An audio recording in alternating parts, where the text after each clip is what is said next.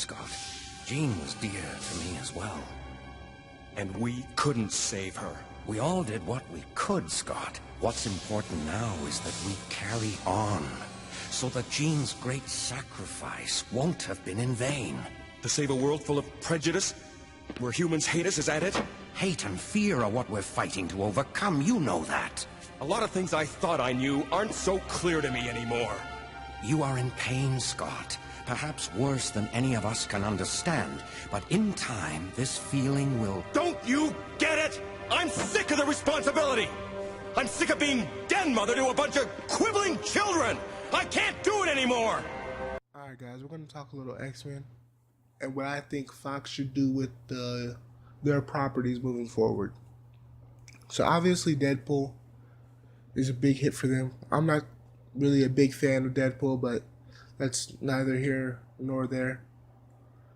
We have New Mutants, I believe, confirmed to be in some kind of pre-production. So, looking forward to seeing that. I'm hoping that they have Julian in there. Can't remember his mutant name, but I know his name is Julian. I'm like 100% positive. But he might have been the new X-Men. I'm pretty sure there's a difference between those two groups. With that being said, I want a reboot of the original 5. Okay? So I'm talking Cyclops, Jean Grey. You could have Storm, Rogue, and even Iceman in there. And with these, I want a reboot of the original 5. You could tell similar story. You could tell similar stories, but you know what you should do? They should focus on not having a Magneto, which I know he's a big selling point. You're probably thinking that's death for the MC. I mean the Fox universe. Almost called the MCU. But what they need to do, and what I want in the Fox reboot, if they ever reboot the original X-Men team, I want them to have Cyclops actually be the leader. Give Cyclops the proper justice. Give Rogue the proper justice. We saw how Bryan Singer handled his Rogue, and it was cool. He had some good movies. But I want to see powerful superhero movies.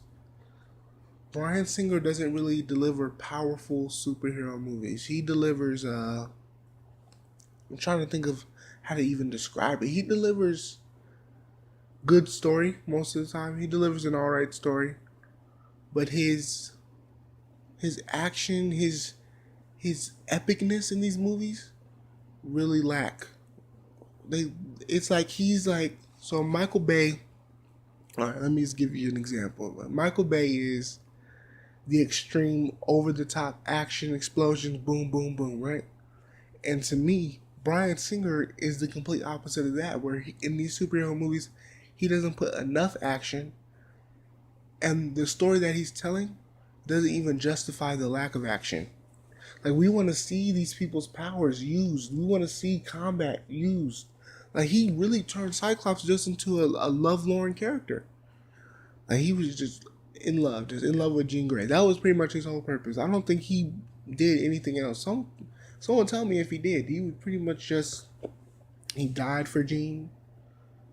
He fought for Jean. Everything was about Jean.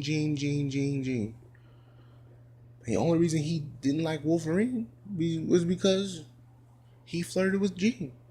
And that bothered me so much, because Cyclops, the character, especially if you guys have been reading the comics recently, he's way bigger than just, Jean and his love ties to Jean. He's had multiple love affairs in the comics. So that's what I want to see. I want to see a new X-Men. But let me tell you more specifically what I want to see. So I want to see an X-Men, the original team, trilogy with Cyclops, like I said, Storm, Rogue, Iceman, or whatever lineup. Really, I just really want to see a Cyclops, Storm, and Rogue redone. You could swap in any other two you want in there. Jean Grey, of course. Oh, almost forgot Jean Grey. But and then what you should do, what would be super awesome, right? is if, okay, let's say New Mutants start. There has to be a reason that there's New Mutants. That the reason we don't have a new team. So there must have been some type of disaster or some type of problem. Okay.